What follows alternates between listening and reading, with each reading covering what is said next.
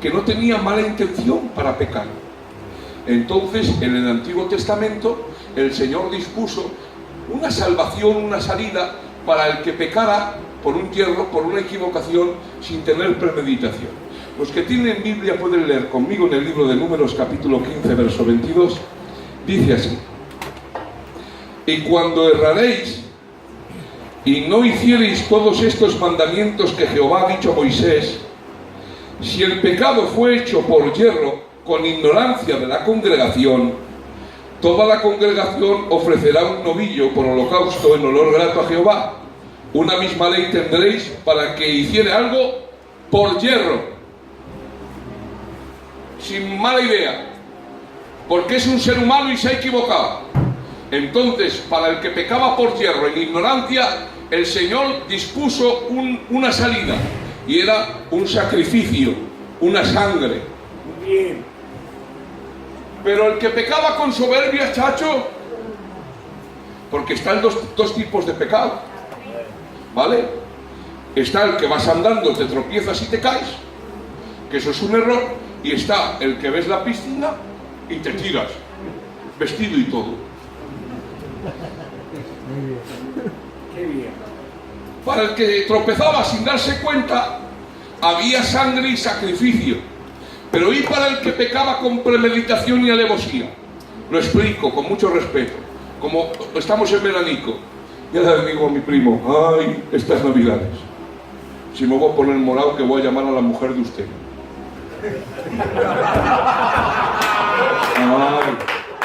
Ay, la que voy a coger. Me va a disciplinar el pastor, porque me va a disciplinar, pero voy a coger una que no voy a conocer a nadie. Cuando llegue a casa, ¿me dejáis?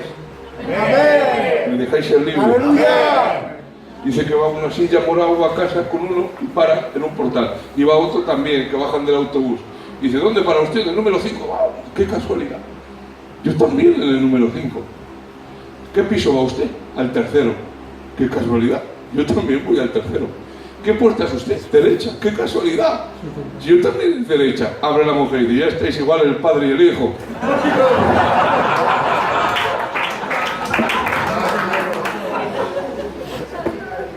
Ni se conocían.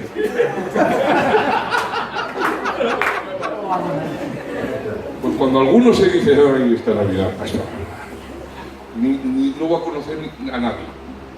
Pues ese es pecado de premeditación. Muy bien. Así es.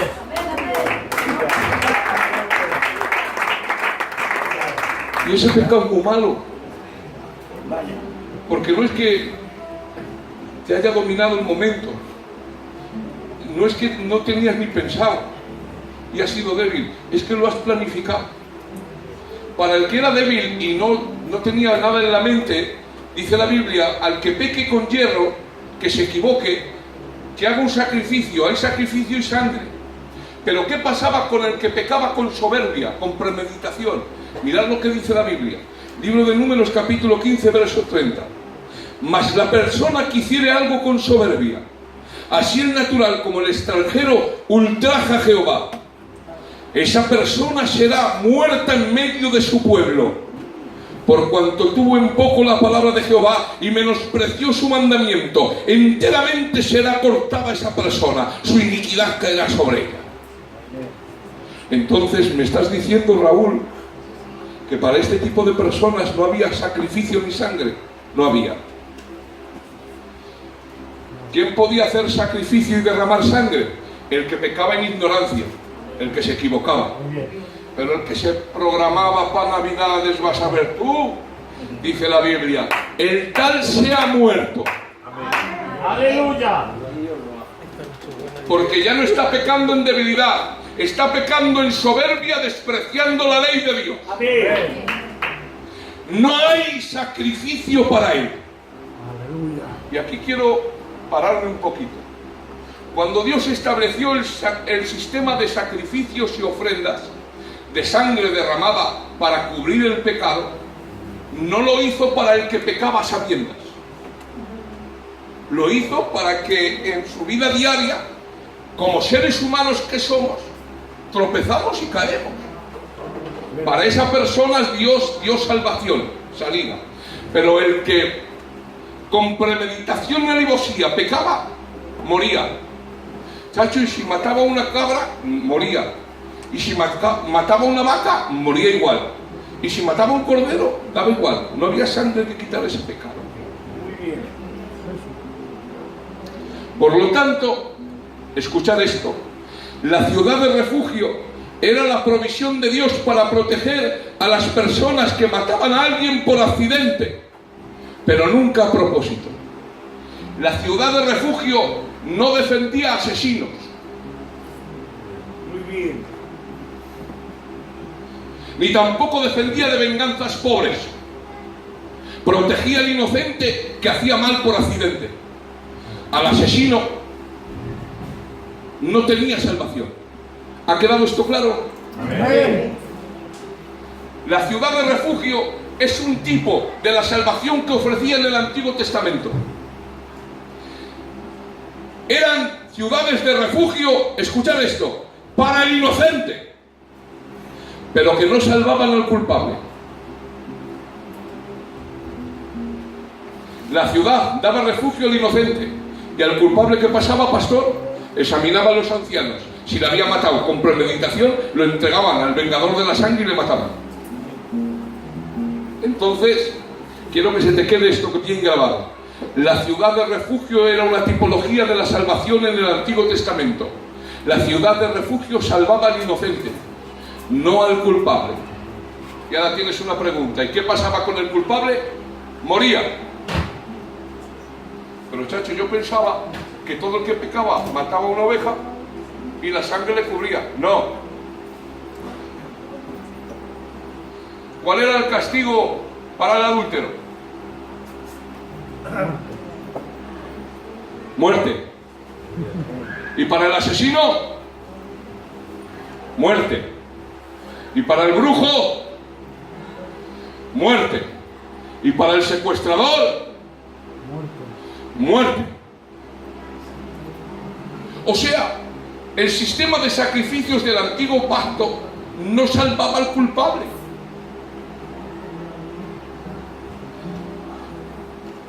¿Os acordáis de esa historia donde viene un profeta delante de un rey y le dice: te voy a contar una historia? Había un hombre que era un pobrecico, que tenía una ovejita, un corderito, que le amaban todos, jugaba con sus niños. Tanto es así que por la noche se metían todos en la misma cama.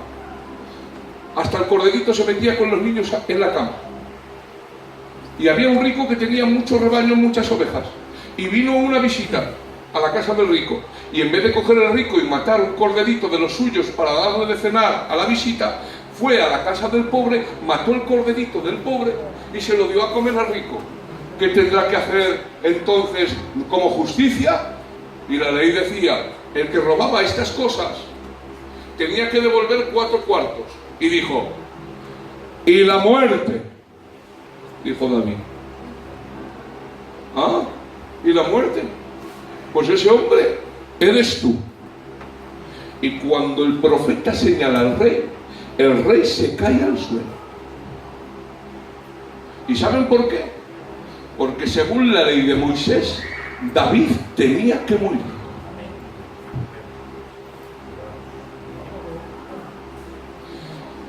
Tú vas a morir, no hay remisión para ti.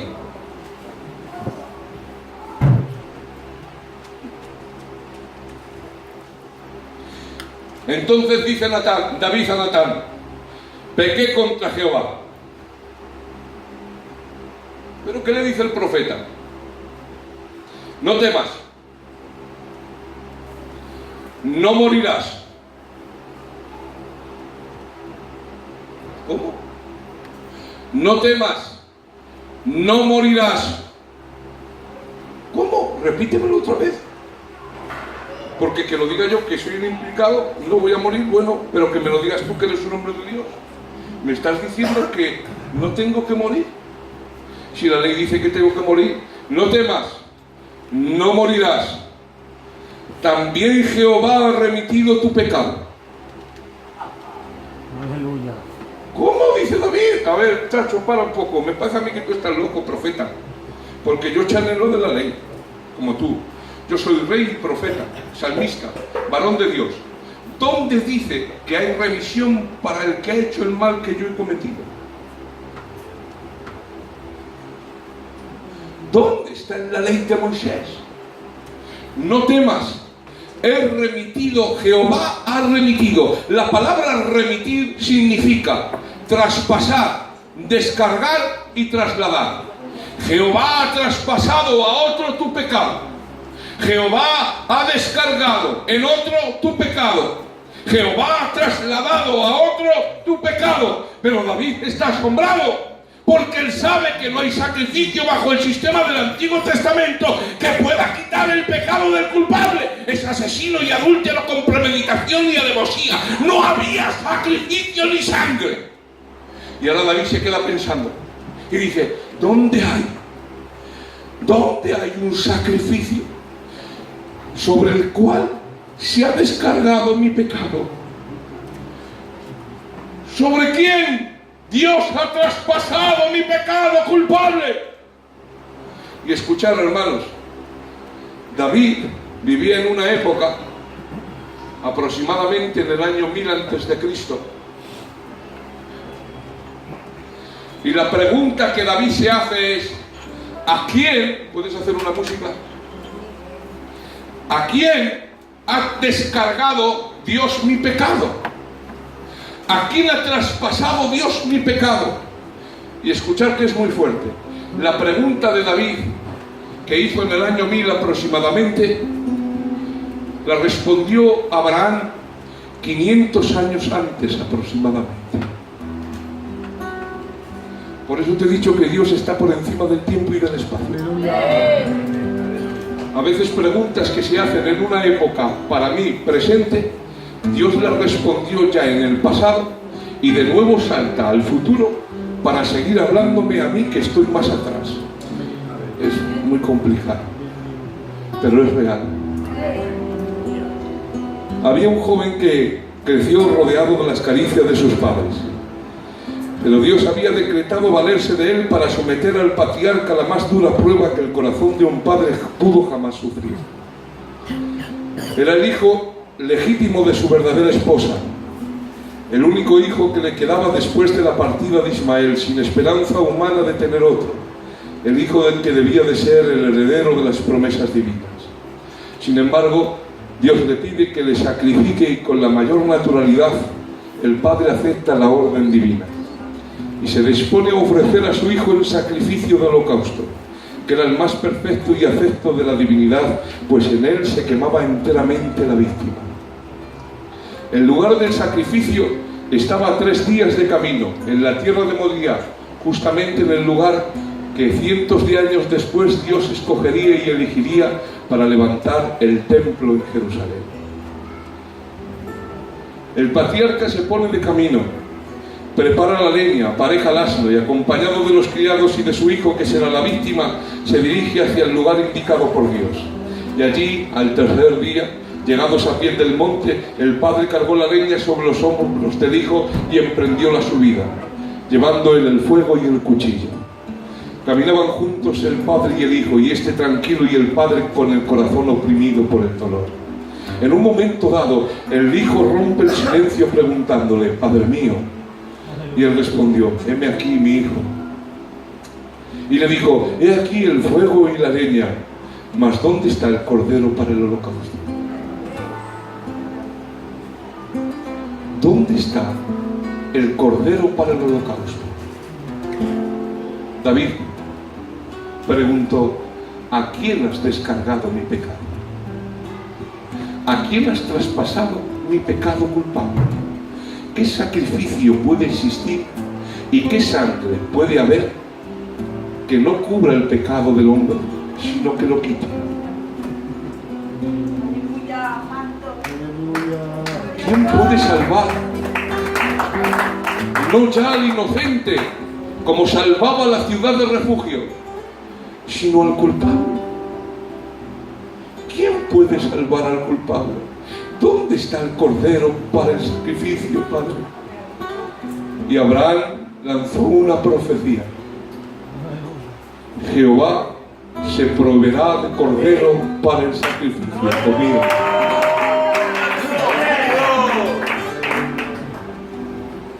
Él se proveerá de un cordero. Este cordero no lo vamos a conseguir nosotros. Este sacrificio se tiene que realizar de una forma diferente. Tiene que ser Dios mismo quien provea el cordero para el sacrificio, hijo. Llegados al lugar convenido, acompáñenme conmigo en esta historia. Preparan el altar, disponen sobre él la leña, y entonces es cuando el padre le dice al hijo que él es la víctima que Dios ha escogido. Él mismo, su vida. Aproximadamente Isaac tiene unos 13 años. Abraham 113. ¿De verdad te crees que Abraham tuvo que obligar al hijo a que se colocara sobre el altar y atarle para quitarle la vida?